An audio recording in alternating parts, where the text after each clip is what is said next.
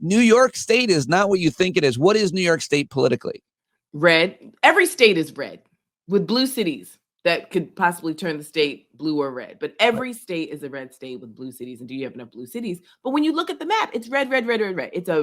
It's a sprinkling of blueberries in a bowl of cherries. That's what it is. And so when you look at someone like a Kathy Hochul, who's running for the first time at the top of the ticket, we know that some people will never vote for a woman at the top of the ticket.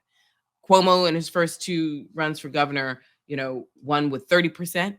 The last time he ran, he won with 24%. Kathy Hochul ran and won with 5%.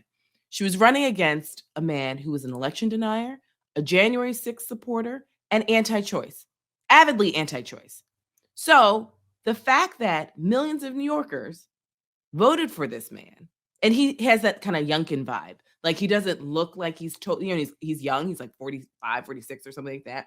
So he doesn't, and don't forget, so is DeSantis, by the way. Right? Yeah. They're all the same age. So it's like, it's not like, oh, young people are progressive. These guys have an agenda and they want to do it for the next 30 years.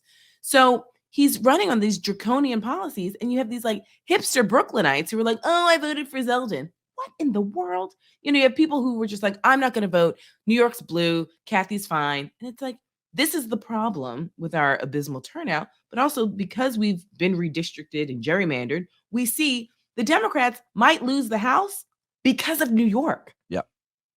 Like, let that sink in. The guy in my district won running on a crime wave in my county. Non-existent. It's the third safest county in America. And that's the main issue.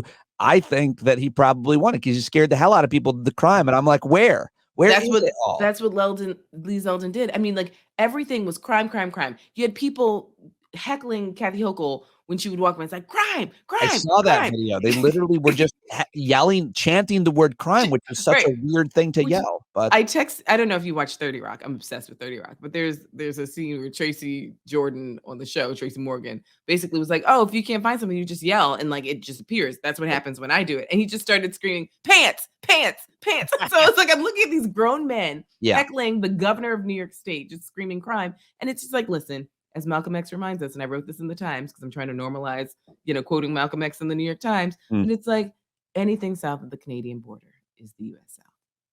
Say that one more time. You were low on that. Anything south. I like to do intonations with my voice. Yeah, yes. Go ahead. Anything south of the Canadian border is the U.S. South. Right. So like Mark Twain tells us this all the time, but like we try and make it seem like, oh, New York's so different. No, it's not. My sister, I grew up in Philly, like, Pennsylvania, we call Pennsatucky. Like when you were outside of these blueberries, which, and I'm very clear, they're parts of New York I would never go to, not at 2:00 in the afternoon, right? It's like, you might as well be in the Deep South because you're in America and that's just what it is.